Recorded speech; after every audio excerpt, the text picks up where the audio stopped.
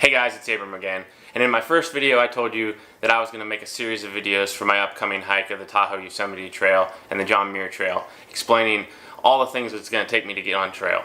Unfortunately, overcome by life events, so we're going to mash it all into one video, which I didn't want to do, but we're going to do today, so let's get at it. Okay, so maybe it's only partially true, but this is trail prep too. Alright guys, first up is gear. I'm not going to do a traditional gear video. I'm not going to show you everything I'm taking. It's not worth it for you or me. You can click the link below to see my lighter pack and understand everything I'm taking. My base weight is right under 20 pounds right now, so a lightweight setup, but that also includes over 2.5 pounds of camera gear. So first up is my pack. I got the Z-Packs Arc Blast.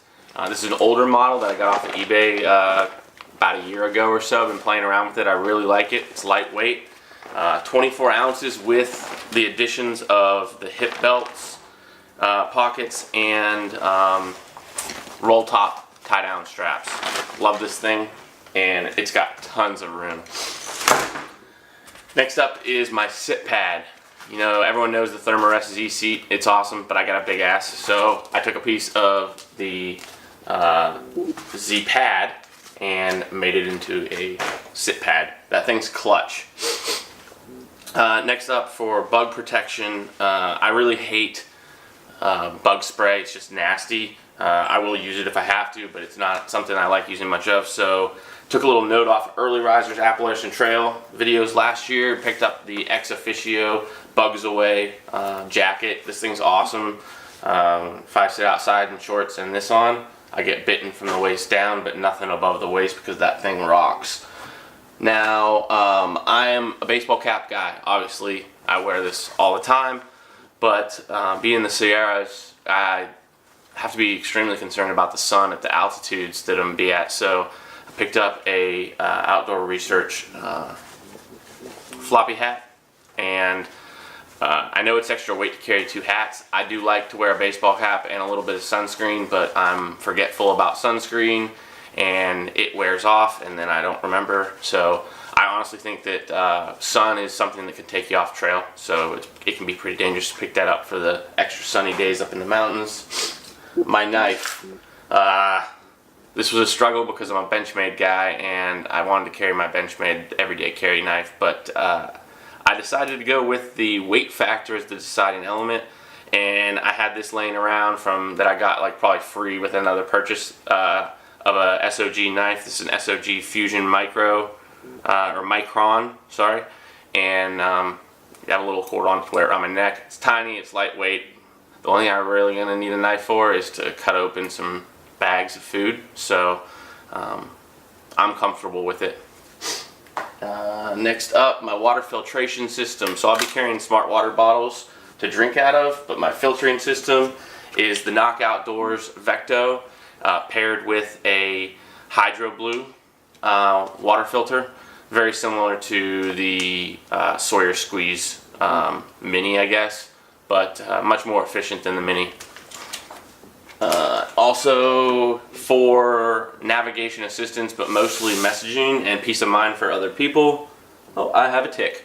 Awesome. I'll be carrying my Garmin InReach. I have all my waypoints and maps for both trails loaded in already, and this thing is incredible. I love it. Unintended addition to the gear video, my tick removal system. This is called a tick twister, and this is how you use it.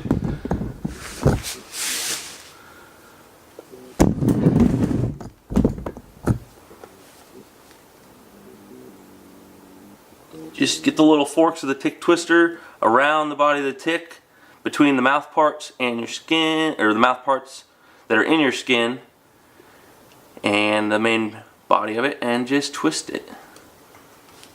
This is a little one, so it's going to take a bit.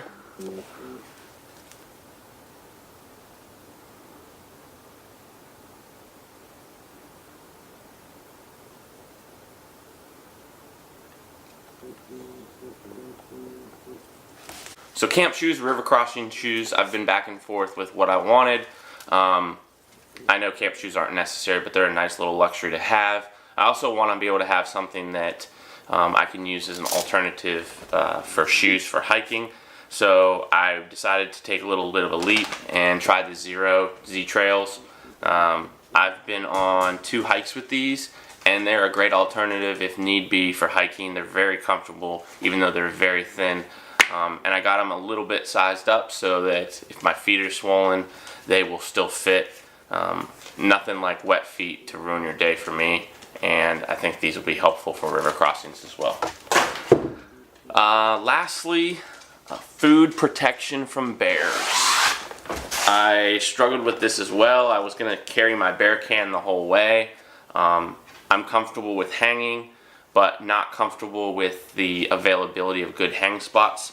So I made another weight decision, and I went ahead and I got an Ursack Almighty that can hold 5 to 7 days of food if I push it in there good. Very rugged and tough, and I'm very impressed with the performance that they have. So this will save me over 30 ounces until I get to Kennedy Meadows Pack Station, where I've already mailed my bear canister with a resupply. Also, I nerded out a little bit. I made my own maps. So I used Tahoe, mapped my route and plan, and these are my maps I'm carrying with me. They are 8.5 by 11, printed, laminated, double-sided for weight saving and space saving, and they got everything you need to navigate. And I have these, in addition to my InReach device with the route in it. This will be my primary actually way to navigate, and I also have a lightweight Sun 2 compass just in case my land navigation skills fail. And then my permits I'll talk about in the permit section, because this was an interesting journey to get the correct permits for the TYT. You may ask, how do you get a permit for the Tahoe Yosemite Trail? And the answer to that is you don't. You get a couple of different permits in order to do the trail yourself, because there is no official trail permit, and there's also no one who can issue or will issue a permit all the way from Meeks Bay to Tuolumne Meadows. So the first thing you got to do is go to recreation.gov, look up the Desolation Wilderness Permit, and you select your entry point and exit point. For the Tahoe Yosemite Trail along the Winnett Route, you want to enter at Meeks Bay Trailhead and exit at Echo Summit. It'll also ask you for your destination on your first night. I put Stony Ridge in there. It's like 7 to 10 miles in total, but it's not a big deal. And then 14 days before your departure date, your permit will be available for printing on recreation.gov's website. So the second thing you have to do is get a permit all the way from Echo to Tuolumne Meadows. That is called the Stanislaus National Forest, and talk to them. They will issue a permit all the way from Echo Summit to Tuolumne Meadows. Send you this in the mail in a couple weeks. I laminated mine, double-sided, keep it nice and safe with me in a safe spot the whole time. So what's in my food bag? Because I'm very serious about food, I'm about to show you. Alright, so this is what 4 days of resupply looks for me. I'm a big dude and I need a lot of calories, so I'll start with breakfast. I've got 3 breakfasts here, oatmeals, and some granola with Nido powder in it. I do rehydration, so freezer bag cooking, and all my meals, unless they don't need cooked, will get rehydrated with boiling water in a freezer bag. So breakfast, bars for snacking in the morning as well. Some hazelnut spread that is awesome on flour tortillas. I got a package of those. Electrolytes in the energy blocks here. Homemade beef jerky. Tuna packets for lunch. I kind of do, and pepperoni as well to go with it. I kind of do lunch on the go. I don't like to stop for long periods of time, so 15 minutes is usually my biggest break of the day. Some Snickers. I only have one here, but there's more. Electrolyte tabs. These noon tabs are the bomb, and I mixed up a bunch of different flavors so I get to mix it up while on trail. I usually have 1 water bottle committed to a rehydration with these noon tabs because they're awesome and it's a little boost during the day. This is a mixture of my olive oil, spices, a little hot sauce, and my hand sanitizer. and also magnesium pills that I'll be taking to help with muscle recovery. I dehydrate everything myself and made a ton of beef jerky. And then either dehydrated vegetables or use stuff that didn't need to be dehydrated because it was already dried, like mashed potato powder as well. I have a whole bunch of menus, something different every day. This is my current favorite, probably, which is a faux that is a bunch of dehydrated vegetables and chicken and rice noodles. Pretty bomb, big picker upper on the trail. And I like to call this Thanksgiving in a bag because it's Thanksgiving in a bag. It's mashed potato powders, stovetop stuffing just straight out of the bag, half a gravy packet, some cheese, freeze-dried cheddar, and then freeze-dried chicken. I found that drying chicken just doesn't reconstitute very well, so I bought a big can of freeze-dried chicken for this trip to make all my meals with. This is crack cocaine in a freezer bag. It's fantastic, and it's a lot of calories. Also, I am a coffee nut. Normally I use a pour over at home, I like coffee a lot.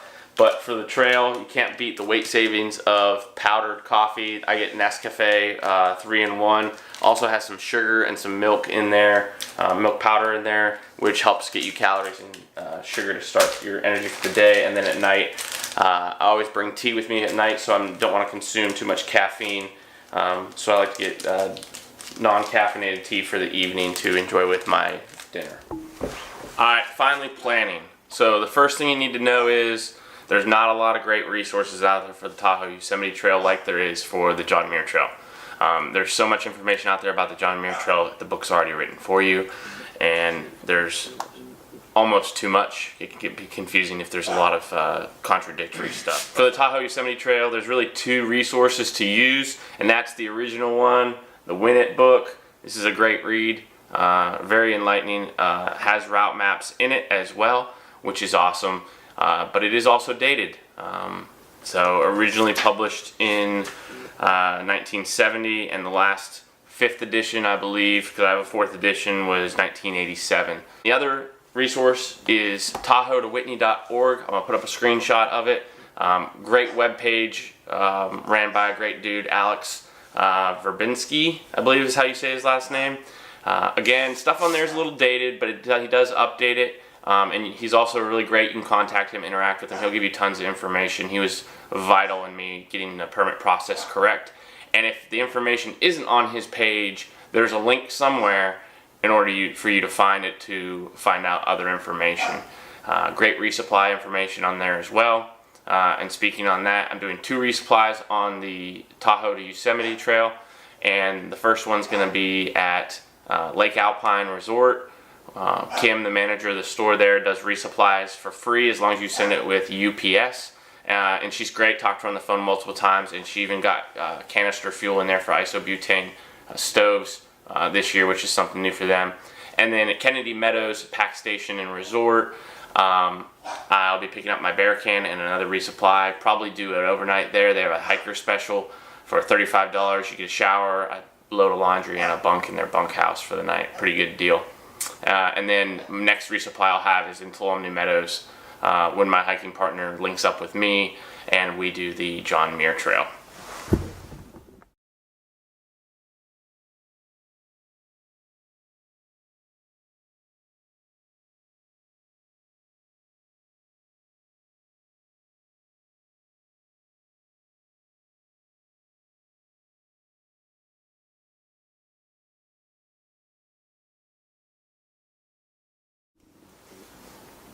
Alright folks, that's it. That's everything in the Cliff Notes edition of how to get on trail for the Tahoe to Yosemite Trail and the John Muir Trail for 2018. Click the links below if you're interested in more, and smash the subscribe button if you want to see updates. Thanks.